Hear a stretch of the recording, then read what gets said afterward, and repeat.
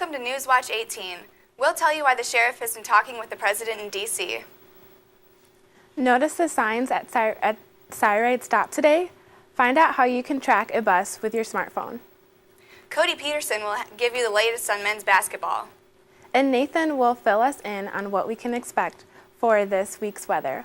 All of this and more is on tonight's episode of Newswatch 18. This is Newswatch 18.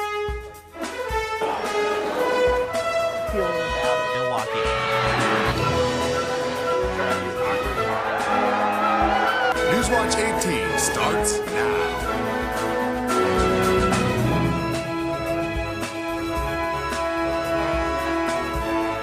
Good evening, and welcome to the Thursday, January 31st edition of Newswatch 18. I'm Rachel Lake. And I'm Brittany Gant. It's been a very blustery week for Ames. ISU students covered up before heading out to class and bearing the freezing cold. Nathan, are we going to have more of the freezing weather? Well, maybe not this cold, but again, yeah, this is the coldest air we've seen, not only this year, but in years. We haven't seen this type of cold weather. If you switching to the graphics, we're already down to 3 here in Ames, 4 down in Des Moines, 0 up in Fort Dodge and Carroll. And looking at the low, if you add in the wind to that, it feels like negative 17 already here in Ames, same in Des Moines, and negative 23 out in Carroll. So these are going to get even worse. Definitely a day you want to stay in, but I'll have your full forecast and your weekend forecast later in the show. Back to you guys. Thanks, Nathan. Today, Cyride introduced new technology that lets riders know when and where their bus is on campus. The bus prediction service is called NextBus. The system uses GPS and cellular technology to provide current updates. Cyride users can text, call, or use the internet to find the current location of their bus. Riders with smartphones can use their app scanner on Cyride signs to tell them the same information. The new technology will hopefully make riding the bus easier. Story County Sheriff Paul Fitzgerald is reaching the end of a busy week in Washington, D.C. Fitzgerald met with President Barack Obama, Vice President Joe Biden, and a dozen other law enforcement officials. The group discussed improving mental health services in light of recent tragedies. They focused on changes that would allow sheriffs to exercise more discretion while issuing gun permits if a background check reveals a history of mental illness. Although most of the conversations about gun control have focused on bans and limitations, Fitzgerald believes the main issue that needs to be addressed is mental illness. In Iowa State professors, hard work is being rewarded. American Planning Association have chosen Christopher J. Seeger to receive the National Planning Achievement Award for Transportation Planning. The APA recognized Seeger's development of geospatial planning tools and his assistance in helping communities personalize their own safe routes to school program. Seeger is among 11 people awarded for their exemplary planning achievement. He is one of 2 recipients to receive the award in transportation and planning. The Iowa State University College of Design will host an underground comic book exhibition. What we have here is a whole bunch of comic books from the late 1960s and early 70s that are underground comics. That is, they were printed by mostly hippies independently in small batches, 5,000 to 10,000 each, expressing the values of the counterculture of that time, which we tend to think of nowadays as sex, drugs, and rock and roll. They also had a very strong sense of environmental protection. There was a lot of mysticism and interest in yoga and Buddhism and other Eastern Oriental philosophies. There was, of course, a lot of criticism of the government.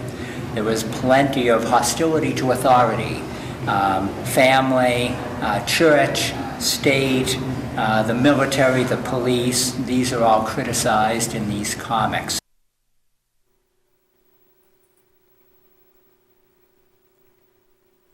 John Connolly, an associate professor of integrated studio art and art history, suggested that the X-rated material is not for a younger audience. More than 100 vintage comics are currently displayed at the exhibition. Featured cartoonists include Robert Crumb, Bill Griffith, and S. Clay Wilson. The event is going on now and will be shown until February 10th. Admission is free and is located on the first floor of the Design Building. ISU's College of Agriculture and Life Sciences have appointed a new Assistant Dean for Diversity. Teresa Cooper will join ISU faculty on Friday, February 1st. Cooper most recently worked at the University of Tennessee at Knoxville. The Assistant Dean for Diversity is in charge of coordinating and managing diversity programs, connecting with minority service programs nationwide, and finding new ways to reach diversity goals that will benefit students in the College of Agriculture and Life Science. The National Education Association estimates that 160,000 kids miss school every day out of fear of bullies. Kate Hurley has the story. Earlier this week, those in the Ames community gathered in the Memorial Union to acknowledge and raise awareness of a growing problem in schools. I definitely think bullying is a widespread problem across the U.S. I think we as a country have a bullying problem that young people are learning from us, the adults. Unfortunately, some are motivated by their own experience. I was actually bullied growing up, so I wanted to see if this film could relate to my experience and what other students have gone through. And as any unresolved issue, bullying continues to grow and evolve. Now it's not only just physical fights, it's going to be verbal and it's going to be electronic. Technology plays a huge part in bullying now. Although no concrete answers have been found to stop this problem, some believe the answer is simple. The solution lies when people observe it, they know it's happening, and do something about it. I'm Kate Hurley with ISU TV. The dean search for the College of Engineering is over. Dr. Sarah Vila has been selected to lead Iowa State University's largest college. She is the chairwoman of the Global Engineering Dean Council and the former president of the American Society for Engineering Education. Previously, she was the Dean of Engineering at Mississippi State University. According to Dr. Vila, she plans on raising the profile of the program to new heights. Former Engineering Dean Jonathan Wickert was promoted to Senior Vice President and Provost in July. So Cody, what have you got for us in Cyclone sports? A couple heartbreaking losses for the men's and women's team in basketball. I'll try to get through sports without crying when we get back. This is Newswatch18. Welcome back to Newswatch18. I'm Cody Peterson with your Cyclone sports update. The last time the Iowa State men's basketball team won at Oklahoma State, Ronald Reagan was in office, George Michael topped the music charts, and none of the current roster had even been born. The Cyclones had lost 17 straight in Stillwater coming into last night's matchup, a streak that stretches all the way back to 1988. For much of the game, it looked like that drought would end, but Marcus Smart's floater with 2.9 seconds remaining handed Iowa State yet another deflating road loss. Chris Babb led a balanced attack with a season-high 19 points, including 5 three-pointers. Freshman George Niang continued to impress with 16 points and 8 rebounds. The Cyclones made 13 three-pointers and led by as many as 11 in the second half, but it wasn't enough. The loss drops the Clones to 14-6 overall and 4-3 in the Big 12. They'll look to bounce back at Hilton Coliseum Saturday night against Baylor.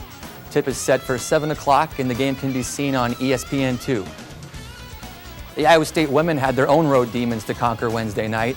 After falling short in overtime the past 2 seasons at Kansas, the 23rd-ranked Cyclones found more of the same, losing to the Jayhawks 78-75 in extra time.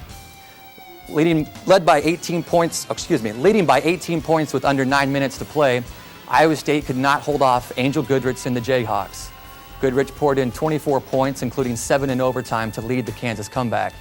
Bryn Williamson scored a career-high 19 points to lead Iowa State. Hallie Christopherson added 18, and Chelsea Poppins had a double-double with 12 points and 12 boards. The Twister sisters fell to 14-5 overall and 5-4 in the conference, good enough for 4th place in the always stacked Big 12.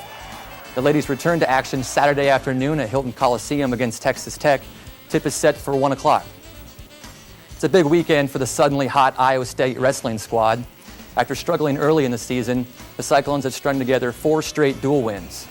They look to ride that momentum into home matchups with Arizona State and conference rival Oklahoma State. A top 10 showdown at 197 pounds highlights Friday's matchup against Arizona State.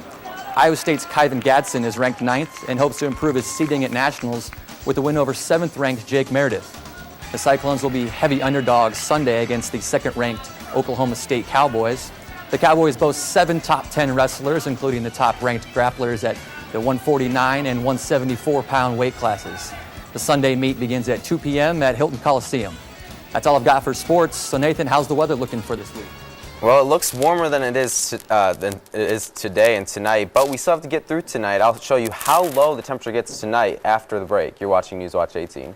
Welcome back to Newswatch. Today we saw quite a cold day, very cold, actually one of the coldest days we've seen, if not all year this year, actually all year last year as well. We hit 13 degrees, but that actually was at about midnight. We fell throughout the day today, so by afternoon we were in the low single digits, and the low right now is 2, and it's falling as we go through the night. So it's going to be bitterly cold tonight. 2 already out there right now. And you add in the wind, west-northwest to 16 miles per hour. It gusts even higher than that. So those wind chills out there are just brutal. Current temps across the local area.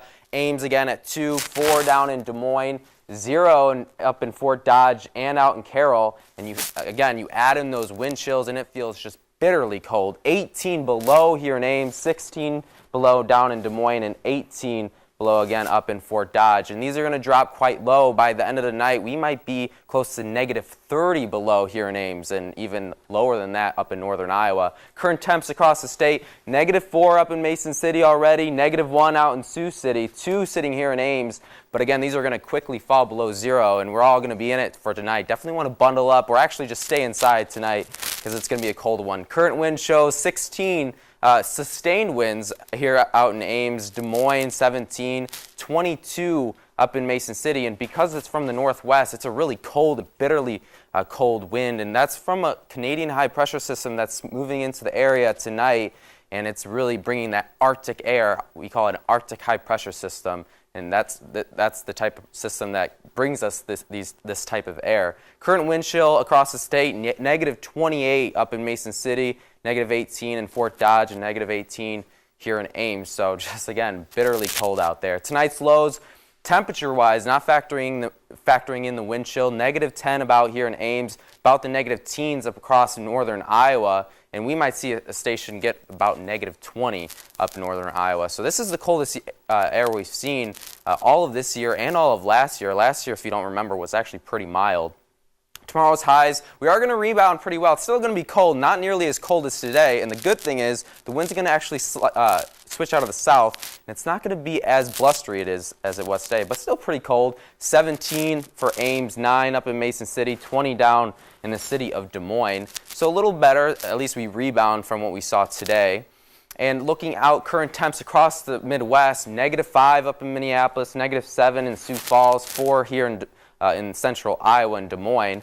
And the clouds are clearing out tonight, going to allow those temperatures to dip very low, and we're going to see an increase of clouds by tomorrow night, and we actually see a snow chance by tomorrow night. You can see that high pressure system bringing us that very cold temperatures. That's going to actually slide southeast of us by tomorrow and give us some clouds, kind of a clipper system, if you will, by tomorrow. And that might give us a little bit of snow by Friday night.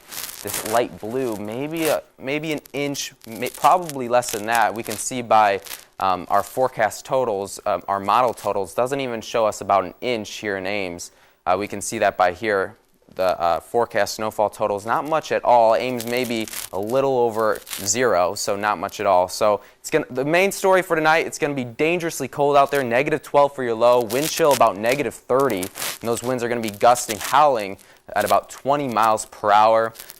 For your day planner, again, waking up, going to be brutally cold, but it's going to rebound pretty nice by 4 p.m., about 16. Increasing clouds tomorrow, 17. Chilly, especially early, and then your 7-day looks rebounding pretty well into the 30s or 20s by the weekend, and then the 30s by next week. Back to you guys at the desk. Do you need leadership skills or just want to enhance them? The Iowa State Leadership Experience might be just what you're looking for. This annual event originated in 2007 and has evolved into a day-long program. Students network with leaders across ISU's campus to strengthen their leadership skills and hear from experienced presenters. Keynote speaker Darren Ike will talk at the event this year. A meal will be provided at no cost. Registration is free and available on the Student Activities Center webpage. The seminar will take place this Saturday, February 2nd, in the Memorial Union from 10 a.m. to 3 p.m. ISU VetMed researchers conducted a survey for Central Iowa pet owners to discover if they would adopt and care for a pet with medical and behavioral issues. The study consisted of dog and cat owners being interviewed by telephone. One of the results showed that over 70% of the respondents were willing to care for a pet with medical conditions.